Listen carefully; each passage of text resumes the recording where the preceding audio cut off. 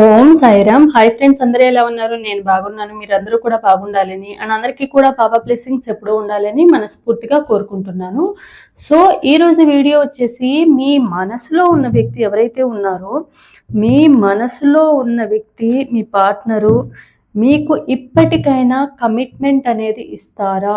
మీ లైఫ్కి సంబంధించింది కమిట్మెంట్ అనేది మీ పార్ట్నరు మీతో తను లైఫ్ అనేది లీడ్ చేయడానికి కమిట్మెంట్ అనేది ఇస్తారా? దీనికి సంబంధించిన రీడింగ్ అనేది చూద్దాము.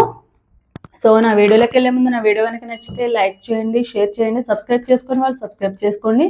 అలాగే బెల్ ఐకాన్ కూడా క్లిక్ చేయండి. అప్పుడే నేను చేసే న్యూ వీడియోస్ ఒక నోటిఫికేషన్ అనేది వస్తుంది. అలాగే ఎవరికైనా పర్సనల్ రీడింగ్స్ కావాలంటే కనుక స్క్రీన్ మీద ఉన్న వాట్సాప్ నెంబర్కి వాట్సాప్ మెసేజ్ అనేది చేయండి.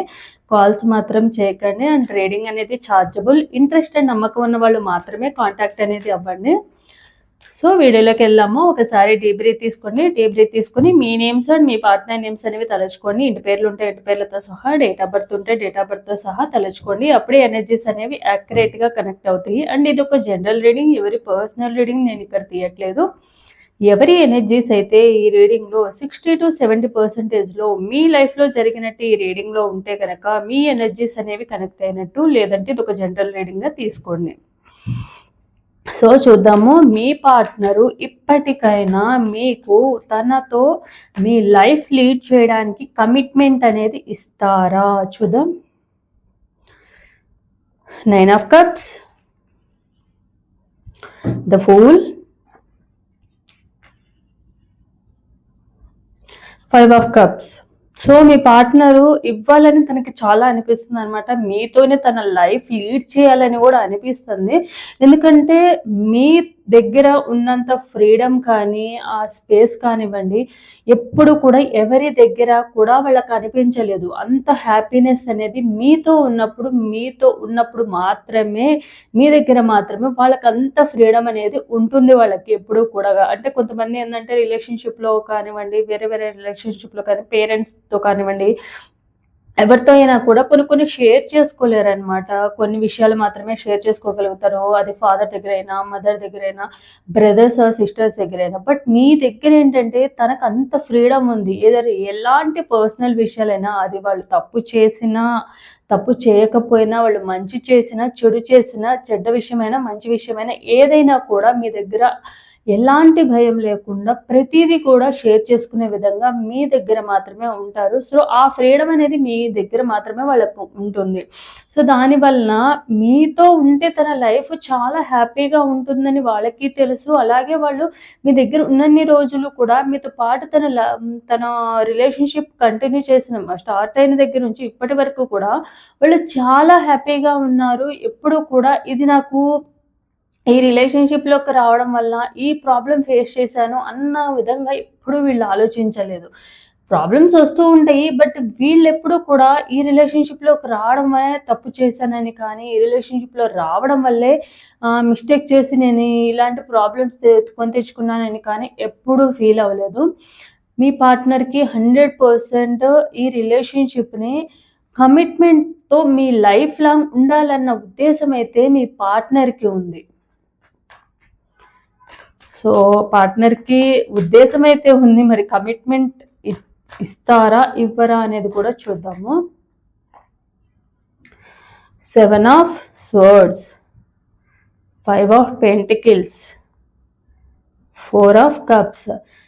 కానీ తనకి మీతో ఉంటే లైఫ్ లాంగ్ హ్యాపీగా ఉంటారన్న హ్యాపీనెస్ అయితే ఉంది. అండ్ మీ దగ్గర ఫ్రీడమ్ ఉంది. బట్ మీతో కమిట్మెంట్ ఇవ్వడానికి వాళ్ళు భయపడుతున్నారు. అంటే ఎక్కడ ఫ్యూచర్లో ఆ కమిట్మెంట్ కానీ, ఆ మాట కానీ లైఫ్ లాంగ్ అది నిలబెట్టుకునే సిచ్యువేషన్ ఉంటుంది, ఉండకపోతుంది. ఎందుకంటే ఇప్పుడు వరకు కూడా చాలాసార్లు మీకు కమిట్మెంట్ ఇచ్చి ఉంటారు.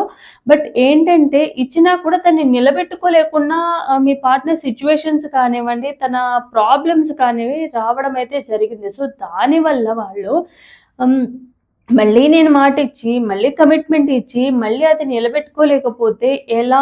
మీ దగ్గర నేను మిమ్మల్ని మోసం చేసినట్టు, అంటే మీ పార్ట్నర్ మిమ్మల్ని మోసం చేసినట్టు అన్నట్టుగా మీ పార్ట్నర్ ఫీల్ అవుతారు కాబట్టి, సో దానికోసమే వాళ్ళు ఆలోచిస్తున్నారు. ఒకసారి ఆల్రెడీ నెంబర్ ఆఫ్ టైమ్స్ మీకు ప్రామిసులు చేయడము, అవి నిలబెట్టుకోలేకపోవడము, ఇలాంటివన్నీ చేశారు. కొంతమంది బ్రేకప్ చెప్పి దూరంగా వెళ్ళడం అయి కూడా అయ్యిందనమాట. మళ్ళీ ఆన్ అండ్ ఆఫ్ సిచ్యువేషన్‌లో ఉండడం, ఇలాంటివన్నీ జరుగుతున్నాయి. సో కమిట్మెంట్ ఇవ్వడం వల్ల రేపేదైనా ప్రాబ్లమ్ వస్తే అనవసరంగా మీకేదైనా చెడుగా జరుగుతుంది. సో ఆ మాట అనేది నిలబెట్టుకోలేకపోతానేమో అన్న ఫీలింగ్ అనేది మీ పార్ట్నర్‌కిలో భయం అనేది ఉంది. సో దానివల్ల మాత్రమే వాళ్ళు ఆలోచిస్తున్నారు మీకు కమిట్మెంట్ ఇవ్వడానికి.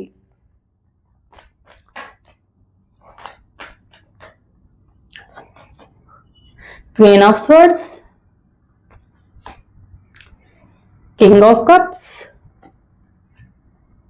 Wheel of fortune.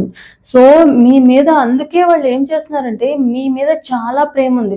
పాస్ట్లో మీకు చాలా చాలా ప్రేమగా, ఓపికగా, పేషెన్సీతో సమాధానం చెప్పే మీ పార్ట్నర్, మీతో మాట్లాడే పార్ట్నరు వాళ్ళకి కోపం ఉన్నా కూడా ఆ కోపాన్ని కంట్రోల్ చేసుకుని మరి మీ దగ్గర చాలా సాఫ్ట్ నేచర్తో అట్లీస్ట్ కొంచెం కూల్గానే మాట్లాడుతూ ఉండే పర్సన్ ఇప్పుడు చాలా చాలా తన కోపాన్ని ఎక్స్ప్రెస్ చేయడము, ప్రతి చిన్నదానికి కూడా మీరు ఆర్గ్యూ చేస్తున్నట్టుగా తనకు అనిపించడము. మేబీ మీ సైడ్ నుంచి మీరు కరెక్ట్ ఉన్నారు, బట్ మీ పార్ట్నర్ ఏంటంటే మీ పార్ట్నర్ సైడ్ నుంచి కూడా మీ పార్ట్నర్ కరెక్ట్ ఉన్నారు. బట్ ఏంటంటే మిస్కమ్యూనికేషన్ అర్థం చేసుకోకుండా నన్ను పాయింట్అవుట్ చేస్తున్నారని మీ పార్ట్నరు ప్రతిదానికి వాదనలు, డిస్కషన్ చేసుకోవడం వల్ల గొడవలు అనేవి జరగడము, ఇవన్నీ జరుగుతున్నాయి.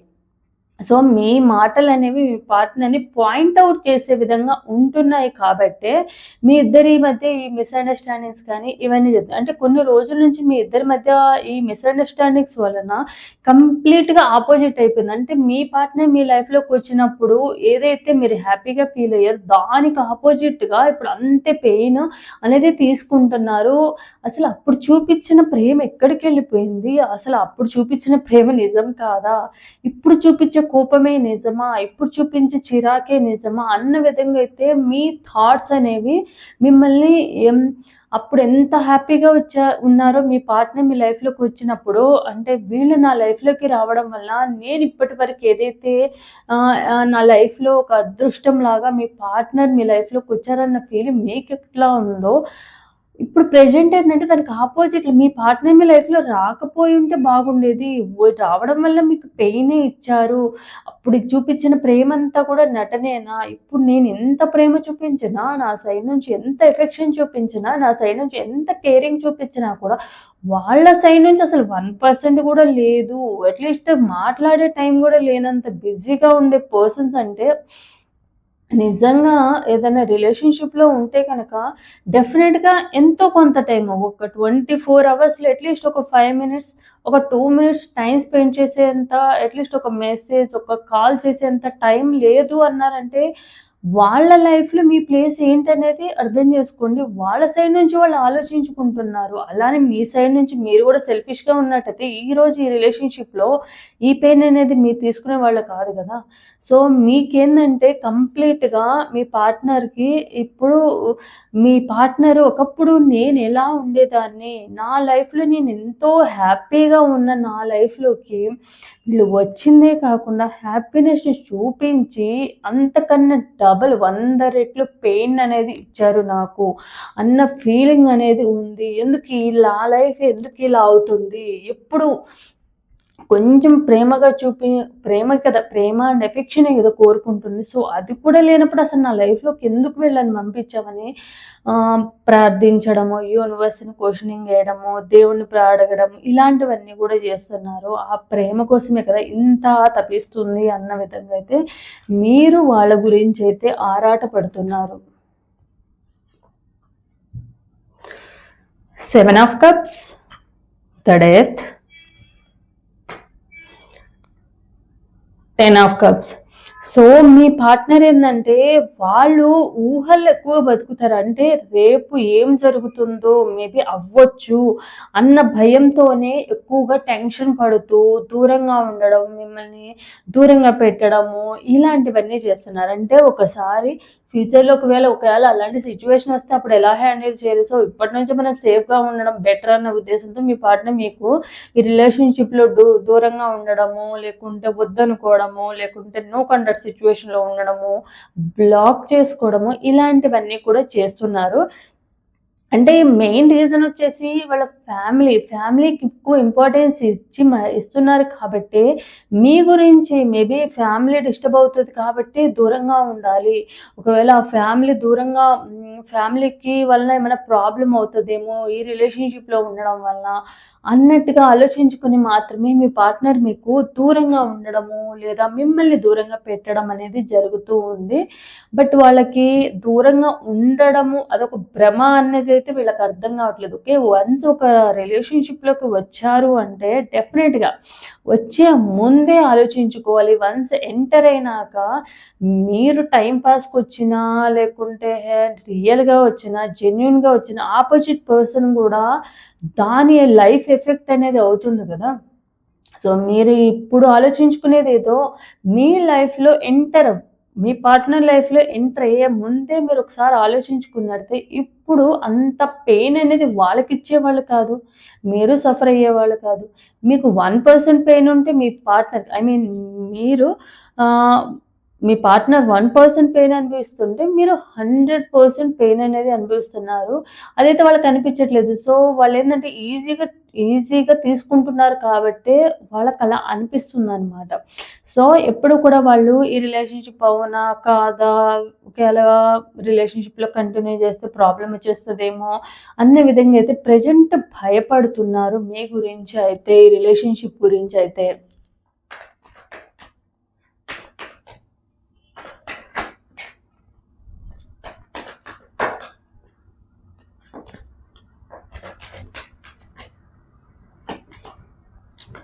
Seven of Wands,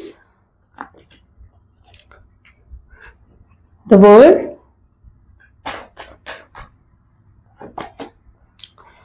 Nine of Pentacles,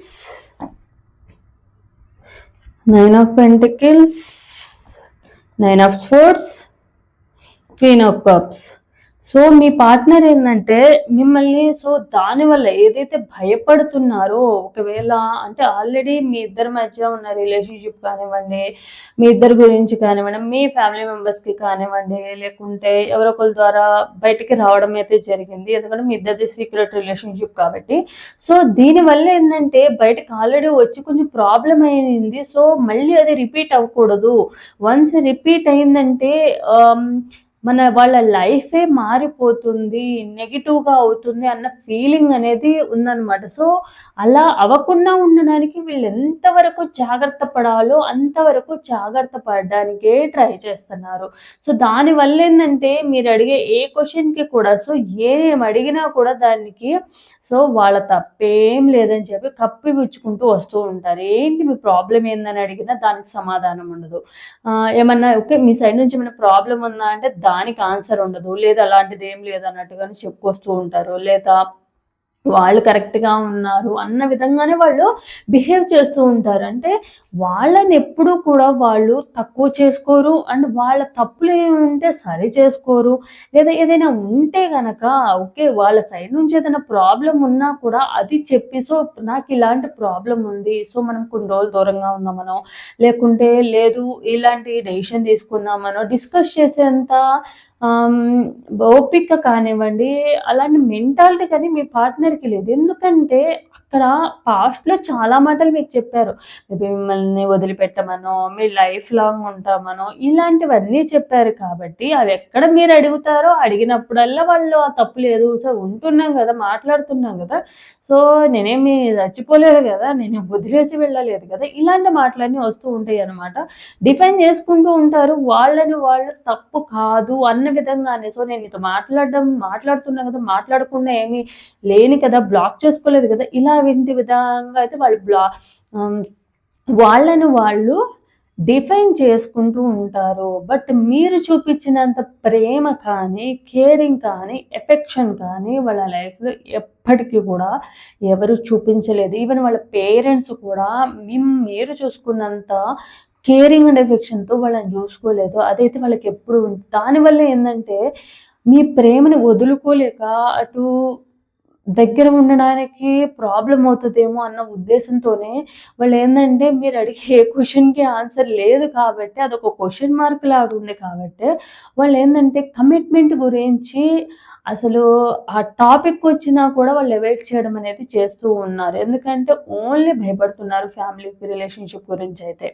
so, ఒకసారి పాస్ట్‌లో జరిగింది మళ్ళీ ఎక్కడ జరుగుతుందో, హ్యాపీగా మీతో ఉండాలి అన్న ఉన్నా కూడా వాళ్ళంతట వాళ్ళే మీతో మాట్లాడడానికి కానీ, మీతో టైమ్ స్పెండ్ చేయడానికి గానీ భయపడుతూ ఉన్నారు. దానివల్ల అవాయిడ్ చేస్తున్నారు.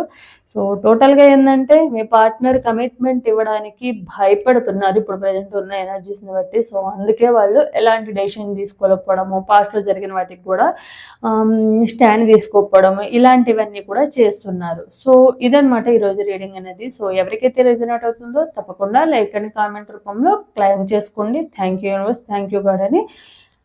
So, thanks for watching my video.